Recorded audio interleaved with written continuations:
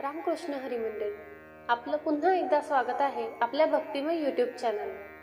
आज आपण बोलणार आहोत एका अत्यंत महत्त्वाच्या विषयावर, दिवाळीत काय करू नये आणि का करू नये। आपण सगळे दिवाळीत घर सजवतो, दिवे लावतो, पूजा करतो, पण काही गोष्टी नकळत अशा करतो ज्यामुळे समृद्धी टिकत नाही। आज आपण जाणून घेऊया या सर्व गोष्टींचं आध्यात्मिक कारण, त्यामागचं विज्ञान आणि त्याचा परिणाम। चला तर मग सुरुवात करूया प्रकाशाच्या उत्सवाची खरी ओळख समजून घेण्यापासून। लक्ष्मीपूजनानंतर कधीही झाडू किंवा कचरा टाकू नका। लक्ष्मीपूजनाचा दिवस हा लक्ष्मी देवीचे आगमन मानला जातो। त्या दिवशी घरात दिवे लावून स्वच्छता करून देवीला आमंत्रण दिलं जातं। पण पूजा झाल्यानंतर बरेच लोक लगेच झाडू लावतात, पूजेचं ठिकाण साफ करतात किंवा कचरा बाहेर टाकतात। हे का टाळावं?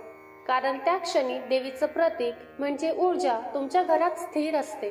जर तुम्ही लगेच साफसफाई केली तर ती सकारात्मक ऊर्जा बाहेर निघून जाते। म्हणतात, ज्या घरात लक्ष्मी पूजनानंतर शांतता आणि दिव्यांचा प्रकाश टिकतो तिथे लक्ष्मी स्थिर राहते।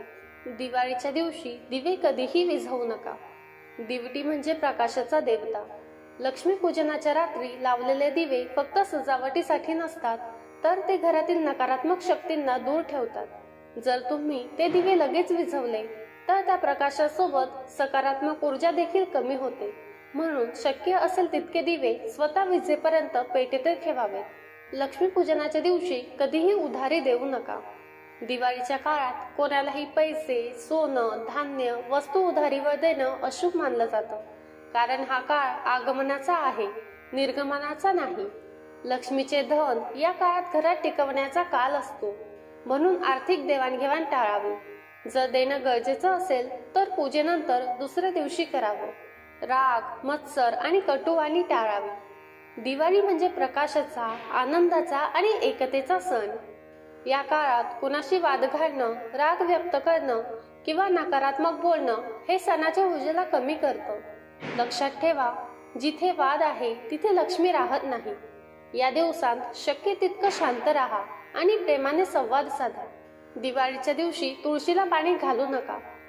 लक्ष्मीपूजनाच्या दिवशी तुळशीला पाणी घालणं टाळावं, कारण तुळशी देवी त्या दिवशी विश्रांती घेतात आणि देवी लक्ष्मी पृथ्वीवर आगमन करतात। वसुबारसच्या दिवशी तुळशी पूजन झालं की ती ऊर्जा स्थिर राहते।